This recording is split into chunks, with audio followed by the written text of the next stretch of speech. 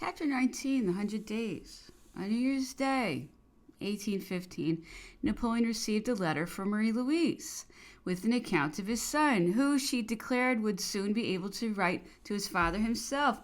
What prompted this letter is not very clear. Some lingering remorse, perhaps?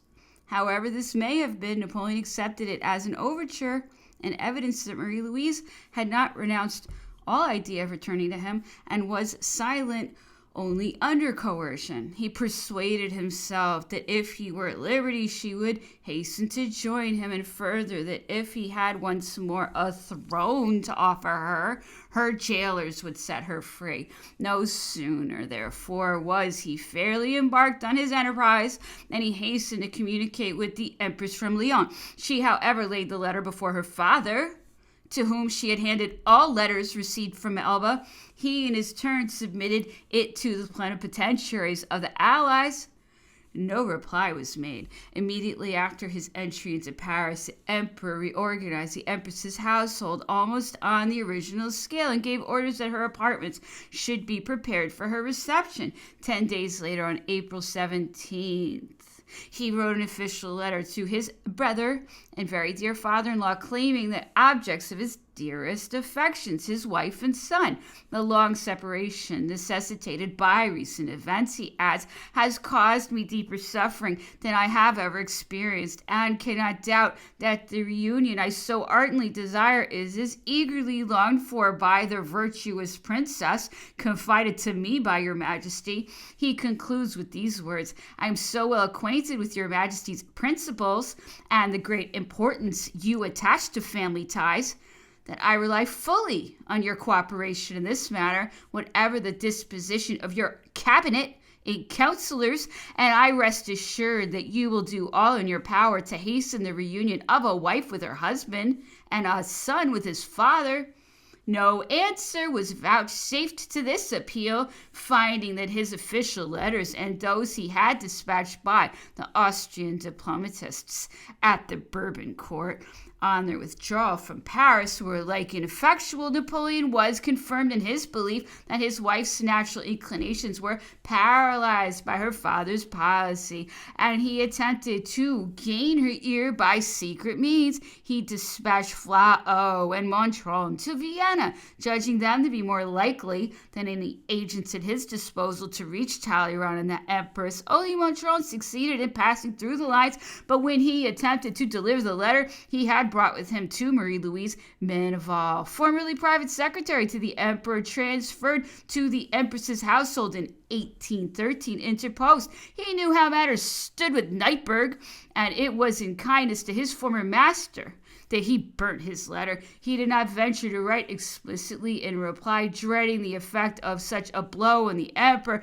He therefore had recourse to an anonymous letter addressed to Lavalette, whose fidelity he knew to be unalterable, in which he hinted at the actual state of affairs. Lavalette, however, doubted its authenticity, persuading himself, and no doubt Napoleon as well, that the missive was a stroke of Austrian diplomacy. This delusion, however, was presently to be dispelled. Bellerie, keeper of the privy purse to both empresses, an honest man whose fidelity was above suspicion, had started from Vienna to Paris, taking Munich in his way to receive certain instructions from Prince Eugene. The emperor was so impatient to see him that he ordered his arrival to be announced by telegram from Belfort, and kept a sentry waiting at Ballerie's lodgings, with orders to bring him at once to the Élysée. Ballet arrived on April 28th and was closeted with the emperor for 2 hours. He brought a variety of useful suggestions from Prince Eugene, but failed to fully enlighten the emperor on matters of more immediate moment. A man of scrupulous probity, but of a timorous disposition, deeply attached to Josephine, and almost equally so to Marie Louise, he could not nerve himself to proclaim what at Vienna was an open secret to the Congress, the court, and the whole town. Meneval's arrival 12 days later, on his dismissal from Vienna, enlightened the emperor to a certain extent. A letter written by Marie Louise on March 12th, in which she placed herself formally under the protection of the powers, evoked the furious proclamation signed by the plenipotentiaries of the Allies on the following day. Her decision was recompensed by the appointment of Neipperg to be her chamberlain. On March 18th, she agreed to give up the guardianship of her son, who was at once separated from Madame de Montesquieu and all his French servants. When Meneval took leave of her, she herself charged him with this message to the emperor: I shall never consent to a divorce, but I flatter myself that he will agree to an amicable separation. This has become inevitable, but it will in no wise affect my feelings of gratitude and esteem towards him. She had made up her mind, and her decision was irrevocable. Even her father could not have forced her to return to France. Meneval perhaps added some more intimate details, for it is barely possible that the whole truth can have been kept from the emperor. The first fruits of that adulterous connection, which eventually peopled the avenue of the Burg with bastards, on whom the House of Austria, to its lasting shame, conferred the rank of princes, was already anticipated by Marie-Louise. When the accoucheur du roi informed Napoleon after the birth of the King of Rome that another child would imperil the Empress's life, he accepted the verdict as final, greatly as he desired a numerous posterity, a second son to occupy the throne of Italy. No such scruples checked the multiplication of Monsieur de Neipperg's progeny, who effectually proved the fallibility of Baron Dubois' opinion. Though Napoleon could no longer have felt any doubt in his inmost heart, he still held it to be essential that the truth should be kept from the nation, and that the illusions he supposed the people to cherish with regard to the empress should be maintained, just as a year ago he had been persuaded that nothing could more effectually touch the hearts of Frenchmen than the thought of the woman and child he had confided to France. So now he judged that every generous emotion of men and patriots would be stirred by their captivity, by the separation which violated all laws, human and divine, by the attack on conjugal faith and paternal love made by men who professed to have taken arms to restore the reign of order and morality in France. He desired Meneval to draw up a report to be held in readiness in the event of a resolution by the Chamber in the matter of the King of Rome. In this document, Meneval was instructed to dwell on such details as the Empress's despair when she was torn away from her duties, the 30 sleepless nights she spent in 1814, her virtual captivity, the violation of the Treaty of Fontainebleau by the kings who had deprived the Emperor of his wife and son, the indignation of the old Queen, Marie Caroline, and her suggestion to her granddaughter that if she were prevented from passing out through the door, she should let herself down from her window and hasten to her husband. The removal of the King of Rome, or as Napoleon now styles his son, the Prince Imperial, from his mother's guardianship, Madame de Montesquieu's dismissal, and her fears for her pupil. During the 100 days and throughout his 6 years of suffering and exile, no word reflecting in any way on his wife ever passed his lips. He never spoke of her, but in terms of tenderness, pity, and affection. In all his recollections of her, he dwelt on her youth, her freshness, her frank and loyal nature. She was innocence in all its loveliness. Every one of his comrades in captivity has recorded the same conversations, almost in the same words. When some trifling accident which had happened to her was mentioned in the newspapers, he had the notice read over to him 3 times.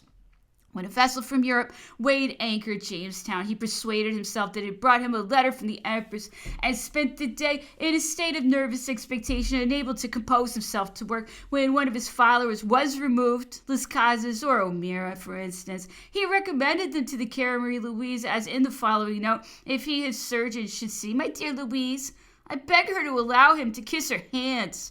In his will, dated April 5th, 1821, he wrote as follows: I've always had reason to be satisfied with my dearest wife, the Empress Marie-Louise. I retain the most tender affection for her. To my last moment, I beseech her to watch over my son, and to guard him from all the dangers that threaten his childhood.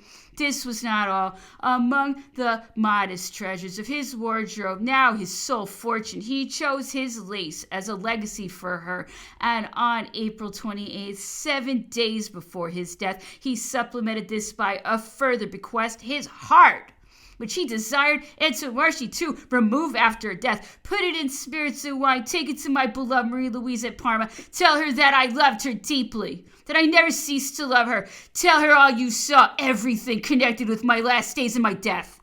Hudson Lowe was well advised when he forced Antomarchi to place the silver vase containing Napoleon's heart in his coffin. It would have been an embarrassing gift for the mistress of Monsieur de Neipperg, in default of the wife, the Austrian, whose place was empty. Other women, French, Irish, Polish, added the luster of their faithful beauty to those last days of splendor, rejoicing the emperor's heart throughout that brief reign of 3 months by their enthusiasm, taught rather by instinct than by reason. Even those among them who were least fitted by nature for political intrigue divined the dangers that threatened him, kept a vigilant watch upon his enemies, and more than once gave him counsels he would have been wise to follow. We may quote George in the case of Fouché, Madame Palapro, who had hastened from Lyon and surprised certain maneuvers of the Duc d'Otrante. Fouché, Madame Walewska, who had hurried from Naples to the Élysée with her son, bringing intelligence from Murat. Madame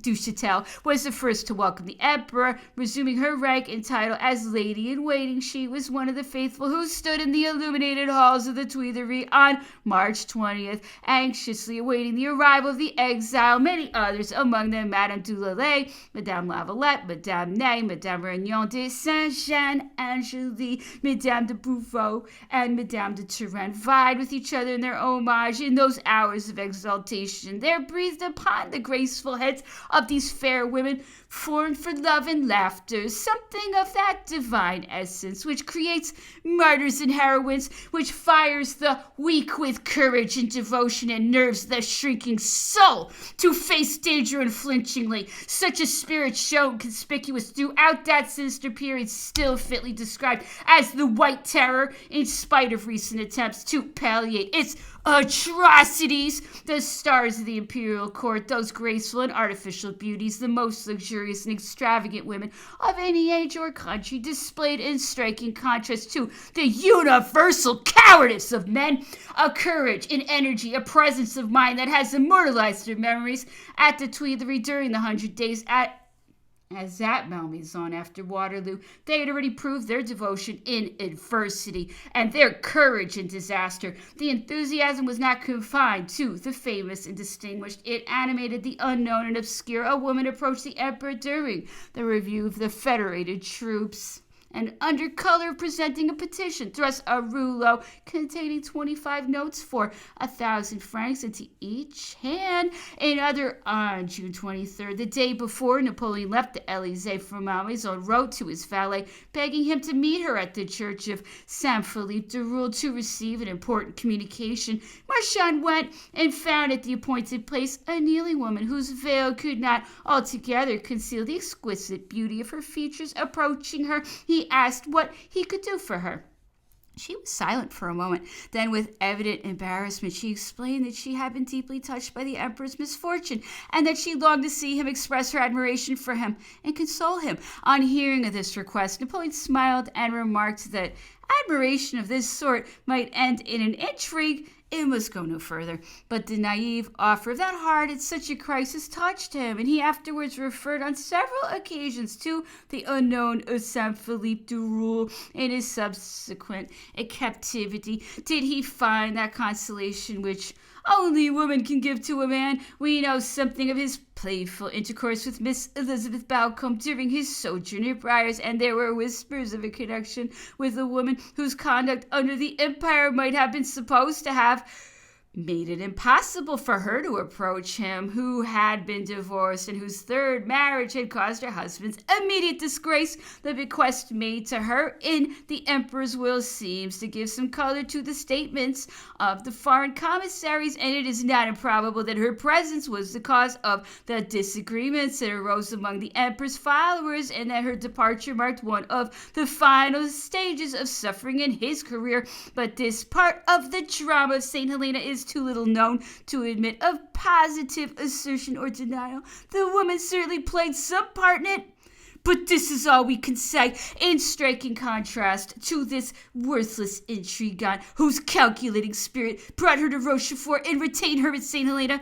We note the dignified figure of Comtesse de Bertrand, a devoted mother, a happy wife. She found her highest satisfaction in the discharge of a holy duty. Her birth and connection with the Fitzjameses would have entitled her to a place among the noblest at the court of Paris. She chose instead a house, or rather a hovel, infested by rats within easy reach of the emperor, though she had not even the consolation of nursing him or making herself in any way useful to him. She remained by his side to the end, lovely, grave, and tender, preserving her honor with all the loftiness of a Roman matron. She followed the sad procession to the valley of geraniums and stood beside the grave of the dead captive like some statue of grief.